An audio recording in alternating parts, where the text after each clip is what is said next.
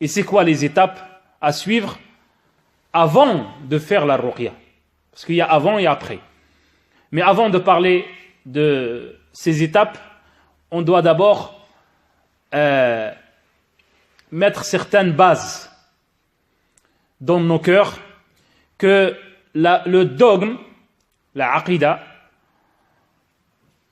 qui est dans le cœur, il soit valable, qu'il n'y a pas de problème dans la aqida. Et ces choses, ces bases que nous allons citer, Inch'Allah, ils prennent une grande partie de la aqida, du croyant. Avant de procéder à la guérison ou commencer le médicament, d'abord se préparer. Préparer d'abord la terre avant de planter les choses. Et donc, avant la guérison, tu dois d'abord croire et avoir la certitude que cette maladie vient d'Allah subhanahu wa ta'ala. Et de aucune personne, aucune de ces créatures. Ça vient que d'Allah subhanahu wa ta'ala. Et Allah subhanahu wa ta'ala, comme il a dit dans le Coran, nous allons vous éprouver avec peu de famine et un manque d'argent et un manque de nourriture et un manque d'âme, c'est-à-dire la mort des enfants et tout ça, et annonce la bonne nouvelle aux patients, ceux qui disent « Inna lillahi wa inna ilayhi raji'un ». Ce sont les gens, Allah subhanahu wa ta'ala il continue à dire, Allah subhanahu wa ta'ala a dit, ce sont les gens qui sont guidés et qui ont la bénédiction d'Allah subhanahu wa ta'ala. Ulaika alayhim salawatun min rabbihim wa ulaika humul muhtadun. Ce sont les bien guidés. Ceux qui acceptent toute épreuve qui arrive et qui se disent Inna lillahi, ça vient d'Allah subhanahu wa ta'ala. Nous sommes tous à Allah subhanahu wa ta'ala wa inna ilayhi raji'un. Il fait ce qu'il veut de ses créatures. Donc tout ce qui vient, ça vient d'Allah subhanahu wa ta'ala. Une certitude, un dogme, une croyance forte que toute épreuve vient d'Allah subhanahu wa ta'ala et non de ses créatures. Ça, c'est la première chose. Et savoir aussi que ces épreuves qui nous atteignent, ils sont en deux sortes. Soit des épreuves dans le bien et soit des épreuves dans le mal. Soit des épreuves avec la maladie, toutes les épreuves, la pauvreté, la famine, des problèmes qui est courant, qui est connu. Et aussi, il y a des épreuves par le bien. Allah subhanahu wa ta'ala, il te donne le bien pour t'éprouver. Donc vous êtes, au fin de compte, toi qui es très très riche et toi qui es très très malade, vous êtes dans le même sac, comme on dit. Vous allez tous être jugés devant Allah subhanahu wa ta'ala pour ces épreuves. Et qu'est-ce que vous avez fait et comment vous êtes comment vous avez fait durant ces épreuves. Il y a des gens qui ne sont pas contents quand il y a les épreuves, quand il est malade. Oh, je suis toujours, c'est moi, toujours c'est moi, ça m'arrive qu'à moi. Regardez l'autre, elle n'est jamais malade, elle a toujours de l'argent. Et moi, je sors d'un problème, je rentre dans un autre plus grand. Il y a des gens qui sont comme ça. Et il y a des gens aussi qui ne se rendent pas compte qu'ils sont éprouvés. Comme les gens qui sont riches. Allah subhanahu wa ta'ala les éprouve avec beaucoup d'argent. Et comme le prophète sallallahu alayhi wa sallam il a dit, aucune personne ne passera le jour de résurrection jusqu'à qu'il sera questionné sur 4 choses. Parmi ces 4 choses, sur sa vie, comment il a passé. Parce que Allah subhanahu wa ta'ala t'a donné la vie. Et il l'a enlevé à d'autres. C'est pas un cadeau, c'est pas un amour d'Allah subhanahu wa ta'ala pour toi. Sinon, il aurait laissé la vie à ses bien-aimés qui sont les prophètes. Mais toi, il t'a laissé la vie afin de voir qu'est-ce que tu vas faire. Alors, il y a des gens qui passent leur vie dans tout ce qui est dans les désirs, dans les passions et tout ça. Ils oublient Allah subhanahu wa ta'ala. Ils seront jugés le jour de résurrection sur chaque minute, sur chaque seconde. Qu'est-ce qu'il a fait durant ce temps-là? Le prophète sallallahu alayhi wa sallam, il a dit, et sur son argent, d'où il a eu et en quoi il a dépensé. Chaque centime. Jusqu'à que la personne qui est le plus riche le jour de résurrection et souhaitera qu'il serait été très pauvre dans le bas monde.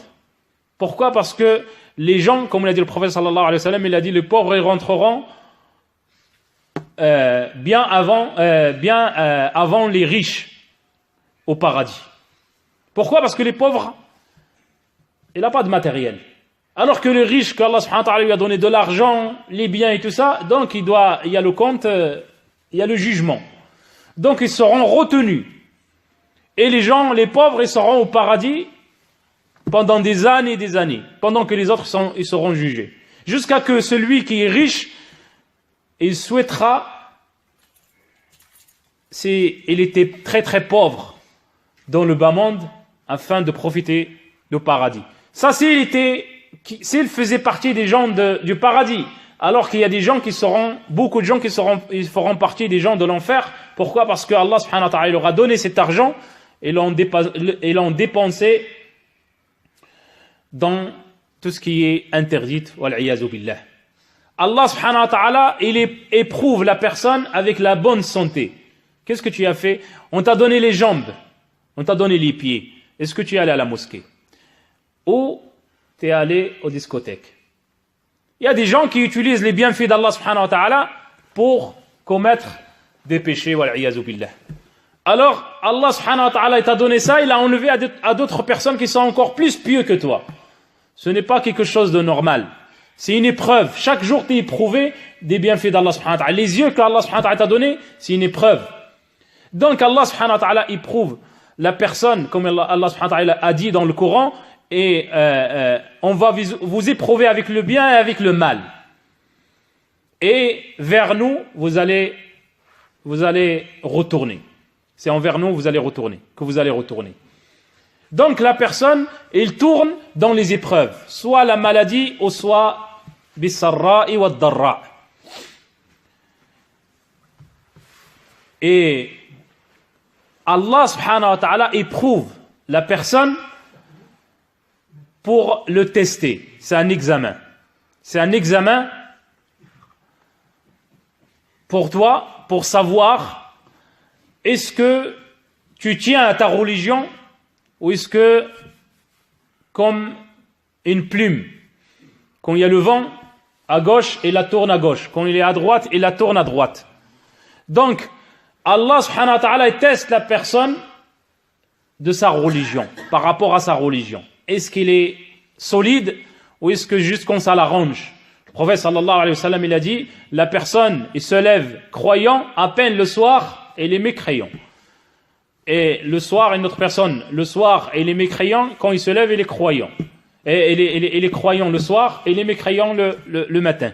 Il change la personne. Avec quoi? Avec les épreuves d'Allah subhanahu wa ta'ala. Il y a des gens qui sont détournés par rapport au matériel. Une épreuve, il a échoué, il a raté l'examen. Donc, il doit recommencer dès le début. C'est comme dans la vie. Dans la vie, il y a des examens qu'on passe. Pour obtenir un travail, tu dois passer un examen. Rien que l'école, tu passes la moitié de ta vie à étudier examen après examen. Des examens dès la première classe jusqu'à la fin de tes études. Et il y a des examens. Pour le permis de conduire, il y a des examens. Toujours il y a des examens. Et mais il n'y a personne qui s'est dit un jour, non, moi j'accepte pas. Pourquoi vous me testez? Moi je suis capable de conduire. Je suis riche, j'ai la voiture. Et je suis majeur et j'ai la bonne raison. Et j'ai la raison. Je peux conduire. Personne ne lui laissera conduire. Il faut qu'il passe ce test pour savoir s'il est apte pour conduire ou il est nul. Mais, alhamdoulilah, il n'y a personne qui s'est levé dire « Moi, j'accepte pas les examens pour les épreuves pour permis de conduire ou les épreuves pour l'école et tout ça. » Pourquoi? Parce que c'est quelque chose de naturel.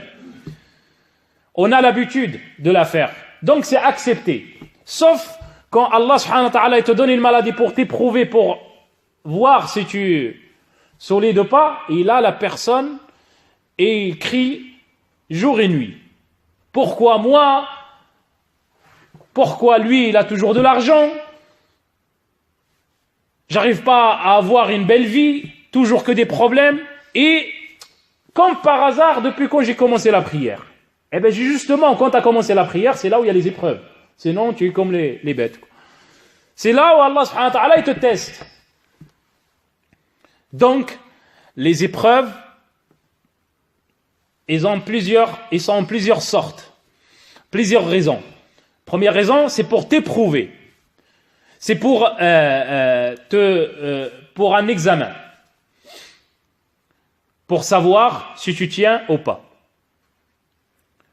Et tu n'es pas mieux que les prophètes d'Allah subhanahu wa ta'ala. Les meilleurs gens auprès d'Allah subhanahu wa ta'ala, ce sont ces prophètes. Il n'y a personne qui dira non. Sinon, c'est un mécréant. Et alors, ces prophètes, quand tu lis leurs histoires, tu diras comment ils ont tenu, comment ils étaient solides à ce point-là. Vous savez que Yahya, on a tranché sa tête. Et vous lisez, l'histoire elle est grande. Mais juste, je parle des épreuves. Son père, c'est qui? Zacharia, alayhi salam. Quand il est parti, il a pris la fuite et son peuple, ils l'ont coursé, ils l'ont poursuivi. Et il y a un arbre qui s'est ouvert. Et il est rentré dedans pour se cacher. Sauf qu'il est resté un bout de tissu d'or. Les gens, ils ont vu le tissu, c'est là. Et lui, il était là. Et là, ils ont dit, comment on va faire? Tiens, on le coupe en deux. Et ils l'ont coupé en deux. Et Allah subhanahu wa ta'ala, il a interdit de dire, ah, oh non, j'accepte pas. Ibrahim, alayhi salam, des épreuves, beaucoup d'épreuves, jeté dans le feu, éprouvé. Youssouf, alayhi salam, dès qu'il est petit, dès l'âge de l'enfance, jeté dans le puits, puis vous connaissez les étapes, les épreuves quand il est passé, jusqu'à qu'il a obtenu le diplôme de un grand prophète. Younous, alayhi salam, Allah subhanahu wa ta'ala l'a éprouvé, un gros poisson il a mangé. Donc il est resté pendant longtemps dans le ventre. Ce n'est pas un canapé, ce n'est pas une salle, ce n'est pas un écran plasma, ce n'est pas des tapis. C'est plein ventre. Qu'est-ce qui se passe dans le ventre? Allahu a'lam. Il est vivant. Et il disait La ilaha illa anta subhanaka inni kuntu minaz zalimin. Il glorifiait Allah subhanahu wa ta'ala. Et sous l'eau, c'est-à-dire des obscurités, une après l'autre. Et tous les prophètes, le prophète sallallahu alayhi wa sallam, tous ses enfants ils sont morts. Sauf Fatima radiallahu anha. Elle a été éprouvée, on lui a fait la magie, la sorcellerie. Le prophète sallallahu alayhi wa sallam. On lui a fait manger de la viande empoisonnée. Jusqu'à pendant sa mort, il a dit, je sens ce poison encore. Alors que c'est la meilleure créature auprès d'Allah subhanahu wa ta'ala. Sans compter la pauvreté, le mal qu'il a subi de Quraysh et tout ça, on l'a sorti de chez lui, de sa maison, de sa ville natale, parti sans rien. Tout ça, ce sont des épreuves. Et ces épreuves ne cessent de les augmenter auprès d'Allah subhanahu wa ta'ala. Nous, on passe une épreuve, on échoue directement. On n'accepte pas. Pourquoi? Parce que c'est pas normal. Moi, normalement, je fais la prière, je dois avoir de l'argent. Avec Allah, ça marche pas comme ça. Allah subhanahu wa ta'ala, il a dit, est-ce que les gens croient qu'on va les délaisser sans les éprouver, alors qu'on a éprouvé les peuples avant, jusqu'à ce que Allah subhanahu wa ta'ala sache qui est le véridique et qui est le menteur? Dans Sunan at-Tirmidhi, on a demandé au prophète sallallahu alayhi wa sallam. On lui a dit, ya Rasulallah, qui sont les gens les plus éprouvés? Il a dit, ce sont les prophètes, puis les pieux, puis qui sont un grand degré de foi et tout ça. Le prophète sallam, il a dit, si la personne, il tient à sa religion, Allah subhanahu wa ta'ala augmente les épreuves. Mais si la personne elle est faible dans sa religion, elle sera éprouvée selon son degré de foi. Et le prophète sallam il a dit, et les épreuves ne cessent de toucher la personne ne cessent de toucher le croyant jusqu'à qu'il marche sur terre et il n'a aucune de ses fautes. C'est-à-dire Allah subhanahu wa ta'ala il pardonne les fautes par rapport à ses épreuves. Par les épreuves. Je disais que les épreuves qui touchent la personne aussi, ils sont pour tester, pour examiner, pour un examen. Et aussi, c'est une punition d'Allah subhanahu wa ta'ala pour des péchés que tu as fait. Et personne ne peut dire, ah non, moi j'ai rien fait. Depuis qu'on est petit, on jour et nuit les péchés, sans compter. Ahsahu Allahu wa nasuh. Allah subhanahu wa ta'ala, ça a été écrit chez lui, auprès de lui. Mais toi, tu les as oubliés. Tu ne peux pas te rappeler de péchés que tu as fait il y a 20 ans. Mais Allah subhanahu wa ta'ala, وَلَا تَحْسَبَنَّ اللَّهَ بِغَافِلٍ عَمَّا يَعْمَلُ الظَّالِمُونَ. Ne crois pas que Allah subhanahu wa ta'ala ne sait pas ce qu'ils font les injustes. Allah subhanahu wa ta'ala, tout est noté. Donc Allah subhanahu wa ta'ala, par sa miséricorde, pour enlever certains péchés, Allah subhanahu wa ta'ala te donne des épreuves. Regarde, même dans ce bas monde maintenant, une personne qui vole, il va aller en prison. Il y a personne qui dit au juge, ah non, moi j'accepte pas, pourquoi vous m'amenez en prison? Parce que tu as volé, et alors? Et alors c'est interdit dans la loi, c'est un crime. Il y a personne qui peut dire ça, s'il y a les preuves et tout ça. Quelque chose de naturel. Mais Allah subhanahu wa ta'ala, quand il ne punit, ah non, c'est inacceptable. Et tu vois la personne, il crie fort, et il n'accepte pas, etc. Et par miséricorde d'Allah subhanahu wa ta'ala, comme j'ai dit, que Allah subhanahu wa ta'ala ne nous punit pas par tous nos péchés qu'on a fait. Allah subhanahu wa ta'ala, comme il a dit dans le Coran, si Allah est puni l'humanité de ce qu'ils ont fait, personne ne restera vivant sur terre. Mais Allah subhanahu wa ta'ala est très miséricordieux. Allah subhanahu wa ta'ala il nous donne cette épreuve par miséricorde, pas par justice. Parce que la justice, quand tu fais un péché, égale une punition. Et on ne peut pas finir compter les péchés qu'on a fait. Donc la personne, il y aura des punitions jusqu'à sa mort. Et après, le jour de résurrection. Mais Allah subhanahu wa ta'ala, par sa miséricorde, Allah subhanahu wa ta'ala laisse la personne et il lui donne juste une petite épreuve. Avec cette épreuve, il enlève beaucoup de péchés. Même au paradis. Comme j'ai dit, au paradis, on ne rentre pas au paradis avec nos actions. Parce que quand la personne, quand tu lui dis, quand est-ce que tu as commencé à faire la prière? Vas-y. Beaucoup de gens, ils ont commencé à 30 ans, 20 ans. Est-ce que c'est l'âge où tu étais pubère? Non. Moi, j'étais pubère à l'âge de 13 ans. Eh bien, elle est où Satan de... Et quand, ça c'est juste la prière, après quand les péchés et tout ça. Si Allah subhanahu wa ta'ala, il voulait faire les choses avec justice, bon, combien t'as adoré Allah subhanahu wa ta'ala? 30 ans, tu auras 30 ans du paradis. Mais Allah subhanahu wa ta'ala, comme il a dit le prophète sallallahu alayhi wa sallam, personne ne rentrera au paradis avec ses actions. Ils ont dit, même toi, ya Rasulallah, il a dit, même moi, sauf si Allah subhanahu wa ta'ala, il me fasse miséricorde. Donc on rentre au paradis avec la miséricorde d'Allah subhanahu wa ta'ala, avec un surplus. Mais avec la justice, là, tu peux l'oublier. Pareil, les punitions, si Allah subhanahu wa ta'ala te punit pour chaque péché que tu as fait, tu serais déjà mort. Comme Allah subhanahu wa ta'ala l'a dit dans le Coran. Donc, et Allah subhanahu wa ta'ala, il punit la personne. Et il donne, et éprouve la personne une sorte d'appel pour rappeler la personne. Parce qu'il y a beaucoup de gens qui oublient Allah subhanahu wa ta'ala. Beaucoup de gens, ils sont insouciants. Ils ne sont même pas dans ce monde.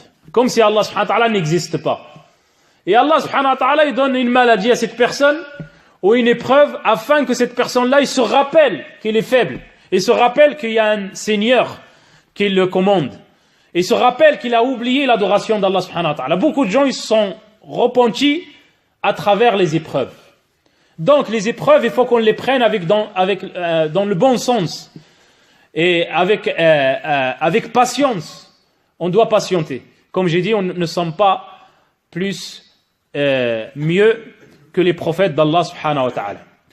La première chose, premier remède que la personne doit faire, c'est arranger sa situation avec Allah subhanahu wa ta'ala. Premièrement, beaucoup de gens qui sont éprouvés par la magie, la sorcellerie, ou par la possession, ou par toute épreuve, la première chose, je veux un raqi.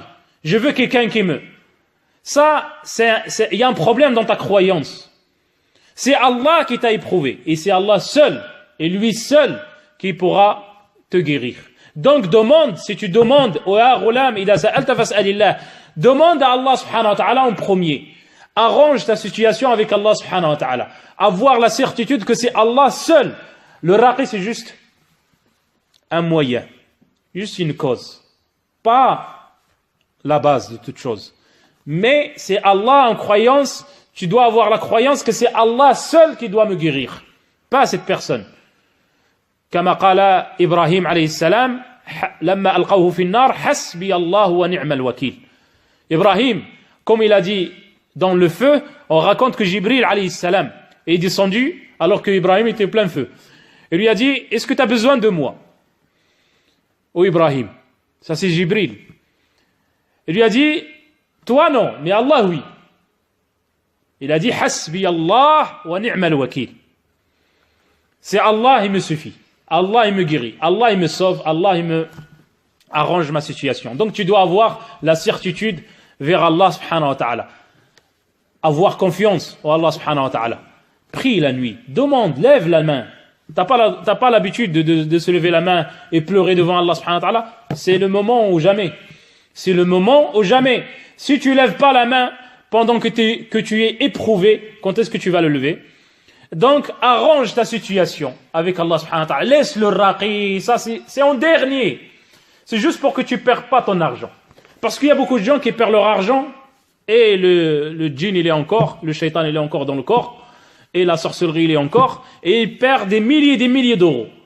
Et il croit que Allah ne voulait pas le guérir. Certes, parce que tu n'as pas pris les bonnes causes. Le raqi, c'est juste un moyen qui vient après. Deuxième chose, que la personne elle doit respecter, et que la personne elle doit faire avant de faire la ruqya, d'effectuer la ruqya, c'est de faire la repentir. D'abord, le dogme. D'abord, la croyance envers Allah subhanahu wa ta'ala, que c'est lui qui donne la maladie et c'est lui qui guérit. Et deuxième chose, c'est d'arranger, de faire la repentir avec Allah subhanahu wa ta'ala, envers Allah subhanahu wa ta'ala. Beaucoup de gens, ils sont pleins de péchés et ils souhaitent qu'Allah subhanahu wa ta'ala les guérisse.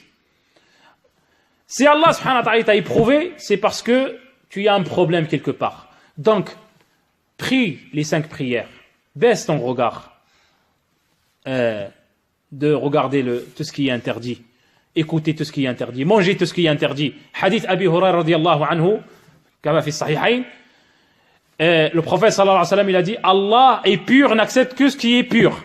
Et Allah, le prophète sallallahu alayhi wa sallam il a dit à la fin, le hadith il est grand, il a dit à la fin, il a dit et l'homme et les sales, il transpire dans une situation de, si tu le vois, tu lui fais miséricorde, il te fera pitié. Il a dit, cette personne-là, il demande à Allah, en plein désert. Il demande à Allah. Oh Allah, oh Allah. Oh Seigneur, oh mon Seigneur, Ya Rab, Ya Rab. Et là, le prophète sallam, il a dit, alors que son repas est haram, ses habits sont haram, il a grandi avec le haram. Comment Allah il pourrait exaucer ses doigts? Donc le haram bloque les doigts avec Allah subhanahu wa ta'ala. Arrange. Il y avait un, il est venu voir, il a dit, je voudrais que tu fasses la ruqya pour ma copine. Je lui ai dit, ta copine, ça veut dire quoi? Il m'a dit, ma copine. Mais il m'a dit, mais t'inquiète, il met le hijab. Je lui ai dit, ta copine, il met le hijab. Zina, adultère et hijab, c'est quoi ce couscous mélangé, salade? Je lui ai dit, non, ça marche pas comme ça. Il faut que t'arrêtes, il faut que, fais le halal. Et après, on parlera Il y avait un autre, comme je dis en arabe, il y avait une personne qui est venue devant la mosquée, il a dit, je veux une personne pour un raqi pour ma sœur. Je lui ai dit, comment tu sais que ta sœur est atteinte?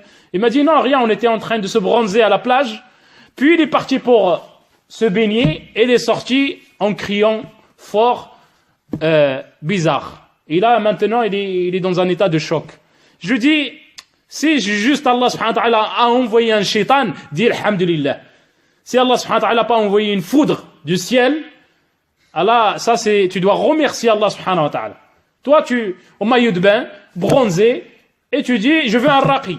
Non, arrange ta situation avec Allah subhanahu wa ta'ala, fais-la repentir avec Allah subhanahu wa ta'ala, parce que lui seul qui pourra te guérir. La troisième chose que la personne doit respecter, c'est la patience. Être patient. Beaucoup de gens disent que j'ai demandé, mais Allah subhanahu wa ta'ala n'a pas exaucé mes du'as. Allah subhanahu wa ta'ala aime les patients. Toi, tu veux que du jour au lendemain, ça y est, dès que il te dit, il y a d'autres personnes et te disent que j'ai fait la repentir, j'ai respecté, mais il n'y a rien. Même, et alors? Est-ce que c'est une condition qu'il y a une guérison derrière? La repentir, il doit t'accompagner jusqu'à ta mort, avec les épreuves ou sans les épreuves. Mais tu dois patienter. Allah subhanahu wa ta'ala a dit, Allah aime les patients. Il a dit, sois avec les patients. Il a dit, annonce la bonne nouvelle aux patients. Le prophète sallallahu alayhi wa sallam a dit, Allah accepte le dua de la personne, sauf s'il dit, ah j'ai demandé mais mon dua n'a pas été exaucé. Non, être patient, comme les prophètes, comme les gens. Je disais pour avoir un appartement avec la HLM, les gens sont patients et ça ne pose aucun problème. Il pose son dossier, il attend 1 an, 2 ans, 3 ans. Quelque chose de normal. Et bien c'est pareil. Avec Allah subhanahu wa ta'ala, c'est pas forcément que tu fais la repentir, Allah mais c'est juste une cause. Tu dois effectuer les causes. Il y a des causes que la personne doit faire afin de faciliter la guérison. Parmi ces choses, de lire beaucoup le Coran. Surtout le Surat al-Baqarah. Le prophète sallallahu alayhi wa sallam a dit, le shaitan ne reste pas dans une maison où la Surat al-Baqarah est récitée. Quand la personne est récite al-Baqarah, le shaitan il prend la fuite. Dans un autre hadith du prophète sallallahu alayhi wa sallam, a dit, lisez Surat al-Baqarah. Car c'est une bénédiction. Et la délaisser, c'est un malheur. Et les sorciers ne peuvent rien contre la Surat al-Baqarah. Si un sorcier voulait te faire de la sorcellerie, c'est comme une barrière. Il ne pourra pas. Jusqu'à que tu délaisses Surat al-Baqarah. Comme l'a dit le prophète sallallahu alayhi wa sallam, il a dit la délaisser, c'est un malheur. Donc, on doit donner la Surat al-Baqarah pour la lire, c'est 30 minutes après le Fajr. Il faut que tu la lis. Toi, tu la lis. Après le Fajr, 1 demi-heure, 1 heure, yallah. On reste devant un film pendant 3 heures. Surat al-Baqarah, c'est 30 minutes, 40 minutes, 1 heure, Mais tu as garanti et tu as mis la barrière, les frontières contre les shayatins et contre tout le mal. Le prophète sallallahu alayhi wa sallam il a dit, comme je dis, lisez Surat al-Baqarah, le shaitan il s'enfuit de la maison où la Surat al-Baqarah est récitée. Khalas. Et aussi, zikrullah, le rappel d'Allah subhanahu wa ta'ala, c'est une frontière et c'est une barrière contre tout mal. Khasatan adkar as-sabah wal masa, les rappels du jour et de la nuit qu'on trouve dans le petit, qu'est-ce qu'on doit dire le matin, qu'est-ce qu'on doit dire le soir. Parmi les causes que la personne doit faire, je disais, le miel, c'est une guérison. Lire le Coran, c'est une guérison, jour et nuit. Et le cidre, pareil, c'est testé, c'est une guérison aussi de se laver avec. Et de lire le Coran dans l'eau, الماء المقروء وينفث 3 مرات كما كان يفعل النبي صلى الله عليه وسلم فإن هذا الريق فيه أثر كبير على الجسد أو على هذا الشيطان. Je disais que la personne il doit prendre ses causes aussi de lire le Coran dans l'eau et de souffler dans l'eau car il y a une force subhanallah dans le corps et contre le shaitan et les toucher. Il y a une erreur que les gens font, c'est que la personne qui est atteinte d'une possession il laisse les images dans la maison, il regarde la télé, il regarde les films et tout ça ce sont la nourriture de shaitan, puisque les gens n'y rentrent pas. La nourriture de shaitan, c'est toutes ces choses qui sont interdites. Donc il prend de la force afin de te faire mal. Mais il ne peut pas rester dans un corps, où ce corps-là, il y a zikrullah, il y a le rappel d'Allah, il y a le Coran, il y a les adorations. Dans une maison où il y a la crainte d'Allah subhanahu wa ta'ala, il n'y a pas quelque chose de haram, ça devient très serré pour lui. Très serré de rester dans ce corps. Comme une personne il rentre dans une chambre où il y a un cadavre d'un chien ou d'un chat, d'un animal, où ce cadavre, il y a une mauvaise odeur. Personne ne peut rester dans cette pièce. Tout le monde, il s'enfuit. Eh bien, le shaitan, c'est le contraire. Il ne peut pas rester dans un endroit où il y a le rappel d'Allah subhanahu wa ta'ala. Donc, serrer les veines et serrer le corps contre lui par les adorations d'Allah subhanahu wa ta'ala. Aussi, dernière chose, des gens que tellement ils sont atteints pendant des années et des années. Et ça, c'est un gros problème, que la personne, il est atteint avec un shaitan en lui pendant des années et des années, c'est qu'il y a un problème quelque part. Il y a un problème. Tellement que ce shaitan-là, il devient un membre de la famille. La mère, elle le connaît, le père, il connaît son nom, son prénom, il parle avec lui, il discute avec lui, quand il mange, ça devient une personne de la famille. Non, c'est une personne, c'est un ennemi de l'être humain. Donc, il ne faut pas créer une amitié avec lui. Au contraire, se prendre les causes, comme on a dit tout à l'heure, afin de serrer, soit il sort lui-même, ou soit, dès que tu fais ruqya, il ne peut pas rester dans ce corps. Mais de lui faciliter le canapé dedans dans le corps, avec tout ce qui est haram, et lui, il est à l'aise dedans, il se sent bien, pourquoi il va sortir? Tu peux faire ruqya des années et des années. À fin de compte, qui souffre, c'est la personne. هناك أسباب أخرى ولكن من أهمها هذه الأسباب. Il y a d'autres moyens, d'autres causes, mais les essentiels, ce sont les causes que je viens de citer, sans oublier la hijama aussi. Il a un grand effet contre toutes ces maladies de culte. Hein? De culte ou occulte? Hein? Il y a occulte, l'introduction, traduction.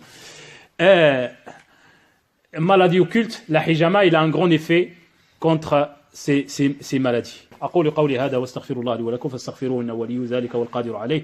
اللهم اغفر لنا ذنوبنا وإسرافنا في أمرنا وثبت أقدامنا وانصرنا على القوم الكافرين. اللهم اجعل الحياة زيادة لنا في كل خير واجعل الموت راحة لنا من كل شر. اللهم قنا الفتن وما ظهر منها وما بطن. اللهم أعنا ولا تعن علينا وانصرنا ولا تنصر علينا واهدنا ويسر الهدى لنا. سبحان ربك رب العزة عما يصفون وسلام على المرسلين والحمد لله رب العالمين.